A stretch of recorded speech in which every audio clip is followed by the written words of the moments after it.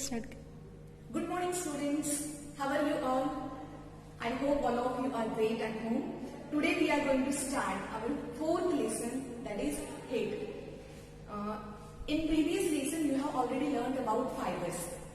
You have learned woolen fiber as well as cotton fiber. Woolen fiber we are getting from the animals and cotton fiber we are getting from the plants. These woolen cloths, the cloths which are made up from woolen fiber that are called as woolen cloths, and the cloths which are made up from cotton fiber that are called as cotton cloths. So woolen cloths we are preferred to wear in winter season, and cotton cloths with light color we are preferred to wear in summer season. Why this is so? Because woolen cloths keep our body warm and cotton cloths with light color keep our body cool. So one more example I want to elaborate in front of you students, that when there is winter season we feel cool inside the house, and when we come out the house and under sun we feel hot. But in summer season we feel hot inside the house as well as outside the house under sun. Why this is so? This is the sensation. We feel that the hotness, coolness, and how this is possible. How could we identify this one? We are going to learn. We are going to see answer of some of these questions in this lesson. Okay, students. So first of all, I want to ask you. Suppose we are having four objects: ice cream, spoon in a hot cup of tea, then fruit juice, frying pan. We have to discuss whether they are hot or cold. How could we will identify? Suppose I am taking the example of ice cream. If you will test it, you will touch it, even you will touch it, you will come to know this is cold. We can say this is cold object. When hot tea of spoon which is dipped in a hot cup of tea, it will be hot. When you touch it, if you will observe it, the vapors are coming from the tea, you will be able to understand this would be the hot object. Then fruit juice, definitely it would be cool. And the frying pan which is put on the burning that burner, it would be hot. So how could we came to know these are hot and cold? By touching it.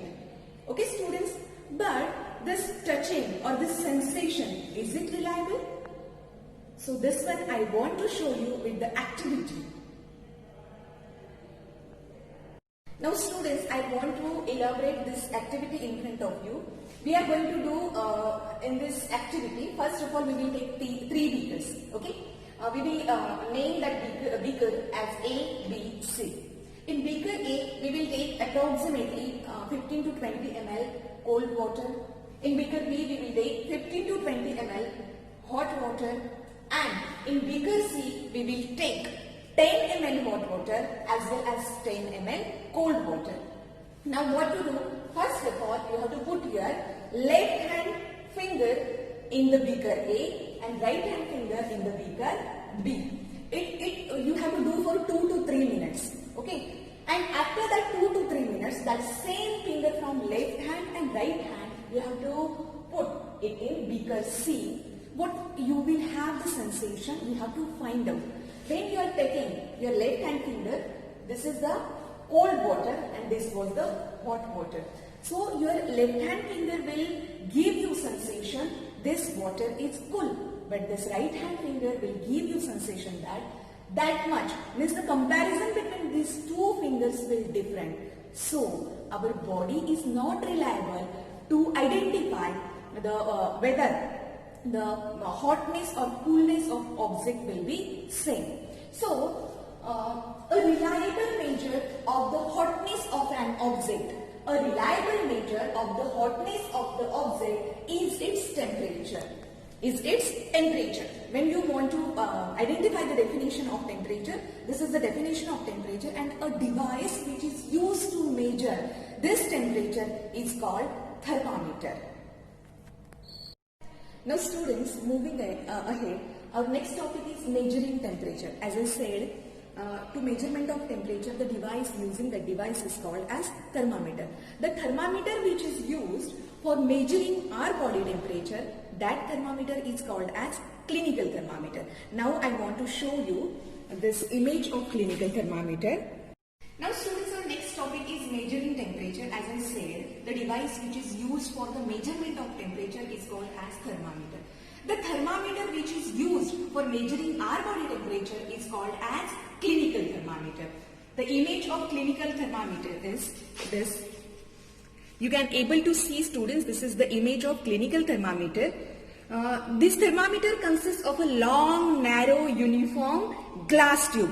This is long, narrow, clinical glass tube.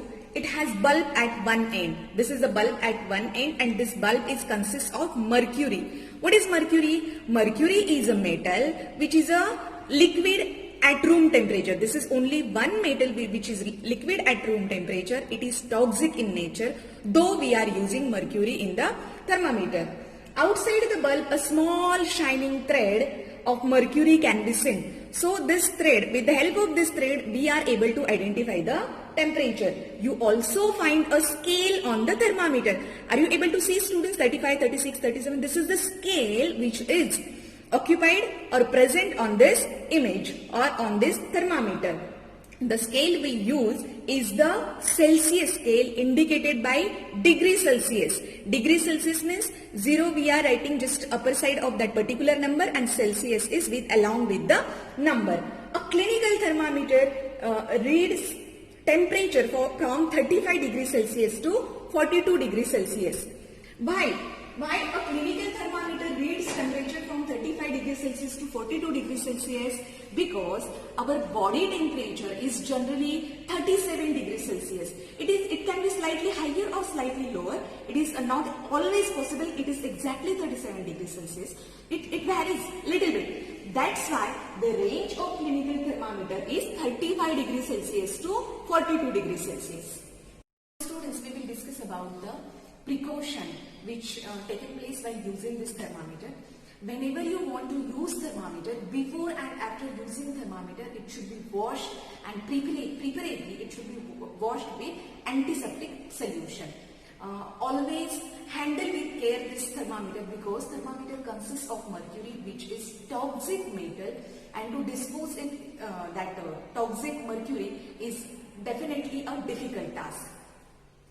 Third precaution I want to suggest you, never just hold that thermometer where the mercury bulb is present. What will happen? Due to your hand, due to your touch, temperature will rise and you will not able to identify the correct temperature.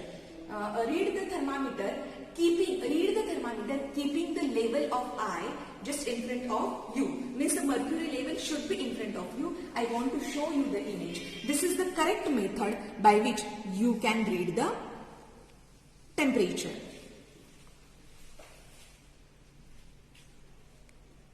So these were the precautions